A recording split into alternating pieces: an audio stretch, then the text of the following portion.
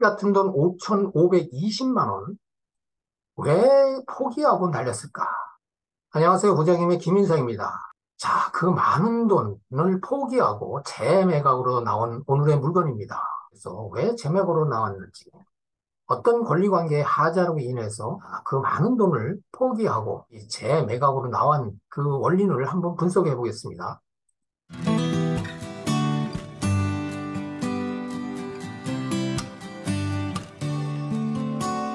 지리적 위치입니다. 여기 빨간 표시된 부분이 오늘 지금 분석하고 있는 물건입니다.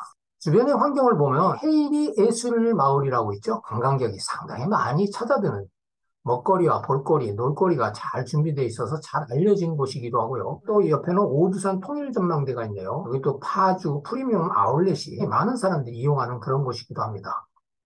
주변에는 크고 작은 공장들이 많아서 바로 배후 주거단지가 되겠습니다. 택지개발지구로서 구역이 잘 정리되어 있는 그런 주거단지다. 이렇게 보면 되겠습니다. 이제 로드뷰로 한번 볼까요? 자, 오늘 물건지 주변 현황입니다. 4차선 대로변에 근린주택들이 여기 모여 있습니다. 자, 방금 전에 사진으로 봤던 오른의 물건이 바로 이 물건이죠. 자, 근데 사진에서 봤을 때는 이 1층에 공실로 임대 중이라고 써붙여 있는데 여기 지금 LG가 입점해서 영업 중인 걸로 이게 표기돼 있죠. 이 위성 지도는 2018년도에 촬영된 그림입니다. 그래서 지금은 임대 중이라 이렇게 공실로 있지만 그 전에는 LG25C가 입점해서 영업하고 있던 물건입니다. 자, 그러면 LG25C는 어디냐? 바로 이 맞은편 대각선으로 지금 이사를 했습니다. 법원 경매 정보지입니다. 사건 번호는 2022-64487 강제 경매 시작됐고요. 2023 타경 3540, 2023 타경 61348이 임의 경매로 또 신청이 돼서 중복 경매로 진행되고 있는 물건이고요. 매각 기일은 2023년 10월 11일자 고양 지원에서 진행하는 물건입니다. 최초 매각 가격은 7억 8,870만 320원에 시작해서 이번 차수 매각 대금의 49%에 떨어진 금액 최저 매각 가격이 3억 8,646만 3천원에 아주 낮은 가격에 시작되는 그런 물건입니다. 소재지는 경기 파주시 탄현면 약산로 59, 토지 지번상으로는 법흥리 1580-20에 건축된 그런 근린주택입니다. 자, 기일 내역을 보니까 2023년 2월 8일자에 최초의 매각이 시작돼서 2023년 5월 24일자에 매각이 됐었습니다. 그러나 미납이 된 그런 물건으로 인해서 재매각으로 시작되는 물건입니다. 2023년 5월 24일자 입찰 인원 3명이 신청을 해서 그중에서 7억 1,777만 원에 감정가격의 92%에 낙찰됐던 물건인데 미납을 했습니다. 그래서 이 물건은 다시 3회차로 매각 대금의 49%인 3억 8,646만 3천 원에 시작되는 그런 물건입니다. 상당히 높은 금액에 지금 낙찰을 받았던 것을 여기서 확인하고요. 2등 입찰가도 무려 7억이 넘었던 그런 물건입니다. 자, 이 물건이 이제 재매각으로 나오게 되면 입찰 보증금이 최저 매각 금액의 20%인 7,729만 2,600원의 매수 신청금을 납입을 하고 경매에 입찰을 해야 됩니다. 잘 참고를 하시고요. 자, 매각 목록을 보면 토지 224.7평방미터, 68평 정도 되고요. 건물 지하 1층에 지상 4층, 면적이 620평방미터가 넘는, 평수로는 188평 정도 되는 중형급 이상이다. 자, 이렇게 보면 되고요. 여기 제시의 부분도 있습니다. 이 매각 목록의 토지 건물 제시의 부분, 일괄 매각으로 진행되고 있는 물건이다. 여기서 이제 그 재매각이라는 것을 잘 기억을 하고 체킹을 해야 됩니다. 이제 제시의 부분이 기역, 니은, 디귿, 리을 이렇게 표기가 돼 있죠. 기역 부분은 건물, 이웃 건물과 그 사이에 창고가 있고 또 니은 디귿 부분은 발코니 부분이 확장된 부분이고 리을 부분은 옥상의 이제 창고 부분이 되겠습니다. 그래서 이 물건은 지하에 근린 생활시설, 1층에 근린, 2층, 3층, 4층이 각각 4가구, 4가구, 1가구 해서 총 주택이 9가구, 근린 점포 2개소가 건축돼서 임대를 놓거나 소유자가 거주하고 있는 그런 상태입니다. 면적이 상당히 큽니다. 36평이나 됩니다. 바닥 면적이. 자, 이제 옥상에는 태양열 전열판이 있죠. 또 옥상 창고에는 이게 심야전기 보일러가 있습니다. 내부 구조 평면도입니다. 지하 1층에 근린, 1층에 근린, 또 2층, 3층은 합이 8가구, 4층에 1가구, 그래서 총 9가구에 점포 2개소로 임대를 놓고 있는 그런 상황이고, 자, 건축물 관리대장입니다. 사용 승인율은 1999년 9월 1일, 약 24년 정도 된 건물입니다. 그러나 이 건물은 이제 철근 콘크리트 구조입니다. 뭐 특별하게 위반된 내용이 없는 그런 하자 없는 물건으로 지금 판단이 되고요. 감정평가서에 7억 8,870만 320원의 최초 매각 가격으로 시작하는 것을 확인하고요. 감정 시점은 2022년 5월 11일, 한 1년 정도 전에 감정을 해서 지금 현 시세하고는 별 큰 차이는 없다. 이렇게 분석할 수 있고요.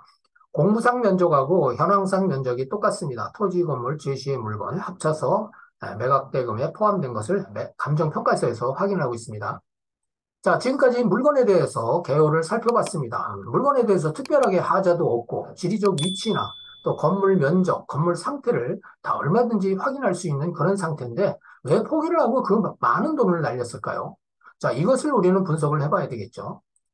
자, 재매각 물건에 대해서는 분석을 할 때 보통 세 가지로 분류를 해서 분석을 합니다. 첫 번째는 권리 분석에 실수가 있을 수 있습니다. 자, 권리 분석이라 하면 방금 제 물건에 대한 분석을 잠깐 했는데 그 물건에 대한 분석은 특별하게 실수할 내용이 없습니다. 또 건물의 상태, 또 공실 상태, 뭐 이런 등등 얼마든지 확인하고 주변의 공인중개사를 통해서 여러 가지 내용을 확인할 수 있기 때문에 그 물건에 대한 분석에 대한 거는 실수가 없다고 보는데 임차인 분석에서 실수가 일 수가 있었습니다. 또 등기상 권리 실수가 있을 수 있습니다. 그러나 이런 내용은 요즘 이제 정보지상에서 이 분석 내용이 너무나 자세히 나와 있기 때문에 이런 부분의 실수는 거의 나오지 않는다. 이렇게 분석을 할 수가 있고요. 두 번째로 이제 가격 평가에 대한 실수입니다. 이 가격 평가에 대한 것은 우선 매매 시세 분석이 있고 임대 시세 분석이 있고 공실률 분석이 있습니다.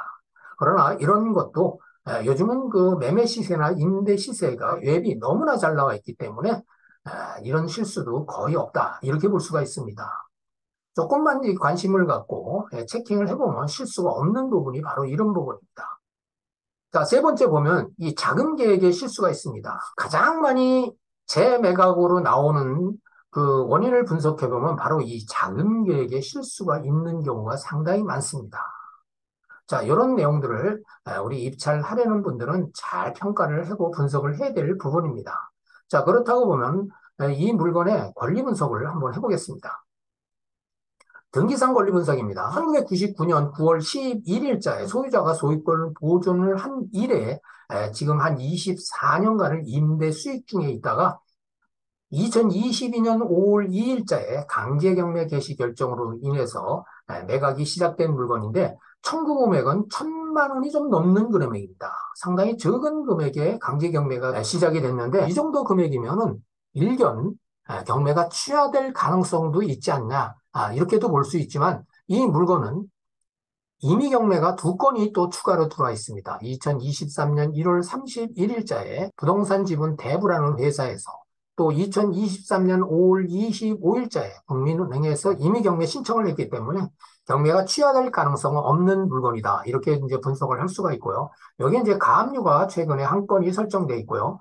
근저당이 3건이 있습니다. 국민은행을 포함해서 채권 최고액이 5억 1,756만 원이 비교적 많은 금액이 설정돼 있다. 자, 이렇게 분석이 되고 이건 말소기준 권리는 1999년 9월 11일자 국민은행의 근저당권이죠. 건물에 설정된 권리입니다. 오늘의 물건에 설정된 모든 권리는 전부 말소기준 권리 소멸과 동시에 전부 소멸돼서 인수되는 권리가 없습니다.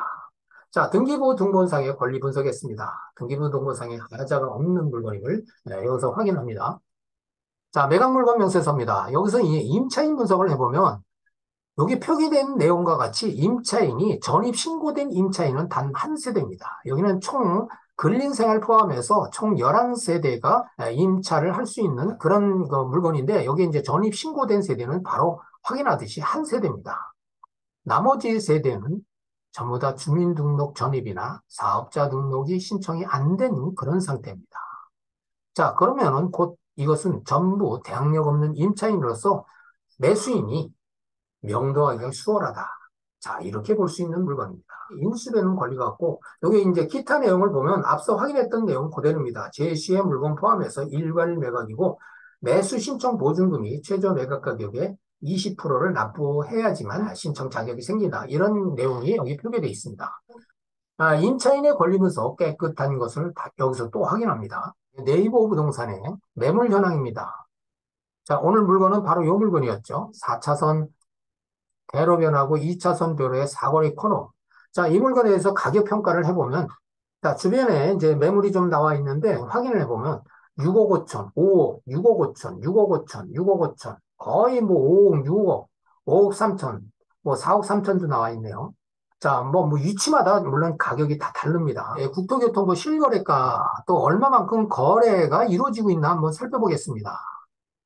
2023년도에 이 탐연면 일대에 여기 버풍리 오늘의 물건이 버풍리죠. 이 9월달, 8월달 거래가 활발하게 이루어졌네요. 자, 이 지역에 이렇게 거래가 활발하게 이루어지고 있습니다. 보통 부동산을 취득할 때는 이 거래가 활발하게 이루어지고 있는지 없는지들을 파악을 해봐야 됩니다. 개별 가격의 분석뿐만 아니라 이런 거래 사례 가격, 또 거래 양, 뭐 이런 거 잘 분석을 해야 됩니다. 자, 방금 네이버 매물대를 확인해 봤습니다. 주변에 있는 물건을 하나하나 검토를 해보면, 자, 오늘의 물건은 바로 이 물건이었죠. 분석한 물건이 224.7평방미터에 620평방미터가 넘는 지하 1층에 지상 4층 건물, 사거리 코너에 있는 물건을 다시 한번 확인하고요. 바로 앞에 있는 물건, 이 물건은 목조 사이딩으로 된 아주 오래된 건물입니다. 그래서 이 물건은 이제 5억에 나와 있는데 토지 가격으로만 이제 쳐서 나왔다. 면적도 거의 비슷합니다. 우리 면적하고 별 차이가 없습니다. 자, 이 물건을 볼까요? 주택 안쪽에 있는 물건. 7억 8천에서 8억 5천에 나왔는데 건물 면적이 우리는 620평방미터가 넘는데 여기는 530평방미터가 그 정도밖에 안 됩니다. 건물 면적도 작지만 부동산 위치도 너무 차이나는 그런 쪽에 있는데 이렇게 높은 가격에 지금 매물대로 나왔고 바로 이 물건도 6억 5천에 나왔습니다. 역시 건물 면적이 작습니다. 건물 면적이 작다는 얘기는 그만큼 임대 수익의 차이가 난다. 자, 이렇게 우리가 일반적으로 분석할 수가 있고요.